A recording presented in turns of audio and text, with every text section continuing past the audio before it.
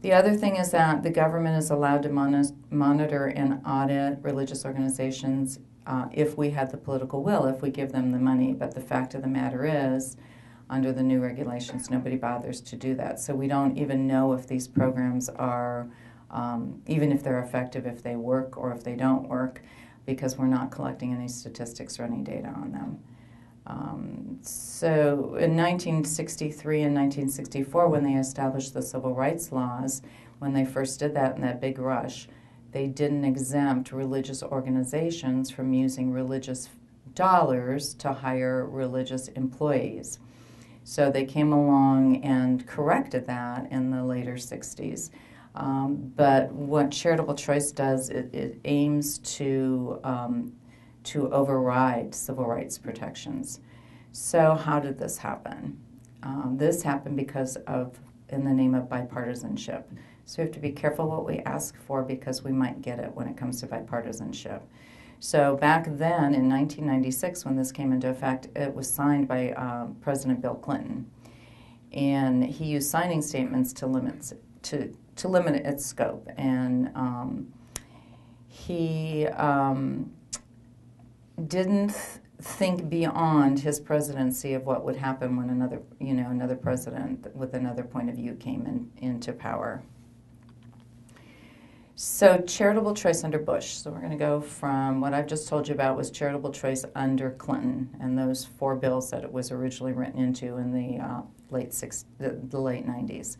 So, and this is then when the Office of Public Policy opens up in Washington, D.C., and we're on the scene, and we are working in coalition with the CARD Coalition in this case, which is the Coalition Against Religious Discrimination.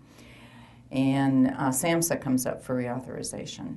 And SAMHSA is the Mental Health Act. And every 10 years, laws that are funded come up for reauthorization, and they can be completely rewritten from the ground up every 10 years. They have to pass the House, the Senate, it has to be signed into law by the President again.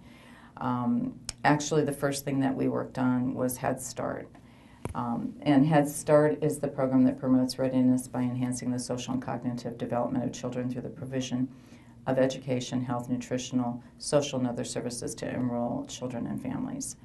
So what happened was the Senate, for some reason, decided to take up SAMHSA. Usually, and everything's a generalization, as you all know, because you're a very educated audience from where you live and what you pay attention to.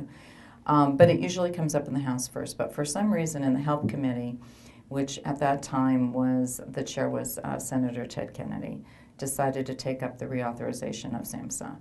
And written into SAMHSA, as you saw from the Clinton administration, was the charitable choice language. So what they decided to do in early 2007, the committee, is to take out charitable choice and take it off the table in their discussions on negotiating what they were going to do with SAMHSA. And SAMHSA really does need to be reauthorized, because if they don't do it for the next 10 years, then they just reauthorize it year by year. In any event, they worked for 9 months in secrecy, the committee. We didn't know about the fact that they were looking at, rewriting SAMHSA. And on December 24th of 2007, we got it. Most of us had gone home for the holidays. We got an urgent phone call from our coalition leader, which in this case happens to be Americans United for Separation of Church and State. And the SAMHSA coalition, the organizations that administer SAMHSA provisions, called the CARD Coalition to say, we need help. This is going to come out. It's going to come out January 4th. And they're going to leave charitable choice in it, and we don't want it. We want it out. We haven't been able to convince them. Will you help us? So we did a conference call on December 24th, an urgent conference call. We drafted a letter on the telephone. We sent it to the leaders of the Help Committee, which is the Health, Education, Labor, and Pension Committee of the Senate, and sent it to them, asking them to stop, because their plan was they had worked for 9 months. They had come up with a bill that was bipartisan that they thought they could pass, and with charitable choice, what they did is they just stuck it back in the bill. They just never discussed it. So we wrote them a letter and we asked them to stop and told them that, you know, we would take action if they went forward with this on January 4th when we all came back. And so they were very upset with us. And they, because they wanted to come out again, you know, with something strong in the new Congress. And we came back and we started to lobby intensely. Now, this kind of lobbying, and one of the messages that I want to bring you is that when we lobby on religious or on bills or regulations that have a religious tinge to them, we generally do it in the background.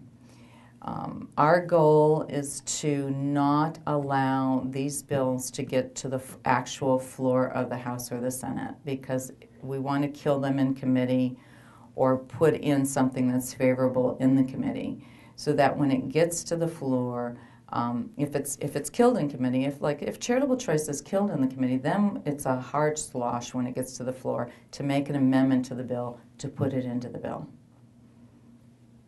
Could you explain again charitable choice, what that means?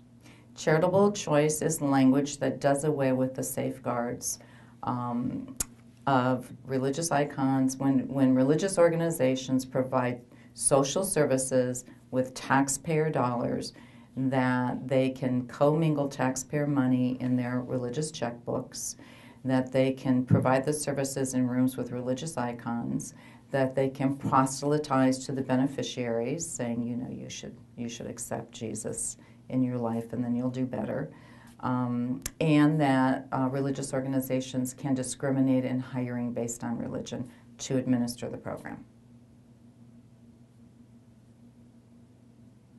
So it's one of those misleading names, in other words. Yeah, there's loads of those. Oh.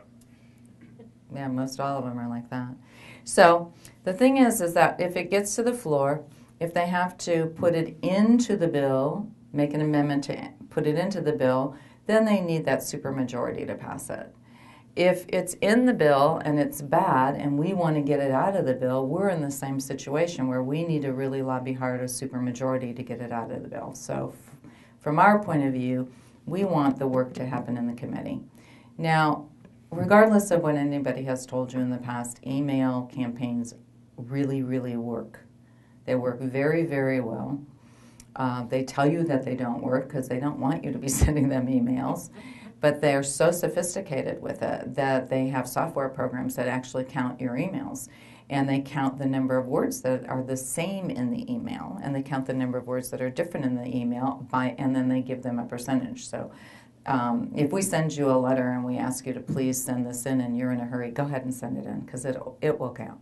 But it's even better if you alter it somewhat so that your language is different, because they still they give more weight to personal communications than they do to mass communications, but they still give lots of weight to mass communication. And mailing a letter doesn't work anymore, and I'm sure you all know that because of anthrax. Everything goes to Philadelphia, and I mean everything, not just mail, but everything goes to Philly first, where they put it through the anthrax test. And if it's written, and we've seen this over and over again when we're on the Hill, they'll show us examples of it. You can't even read the letter anymore. It's got so much powder on it. It's been creased and folded so many times. They don't get it usually till 4 or 5 weeks after you've mailed it. So by then it's usually a moot point because they've moved on whatever it is that you're sending them. So phone calls and emails are really important.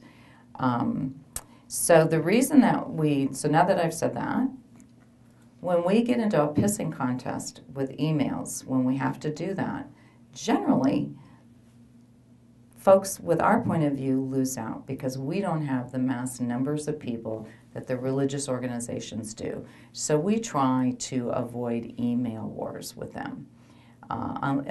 But once we send you one, we really want you to send it in because it's really going to count. Either it's gotten to the floor or it's just something that strategically we think it's really important that they hear from you, one way or the other.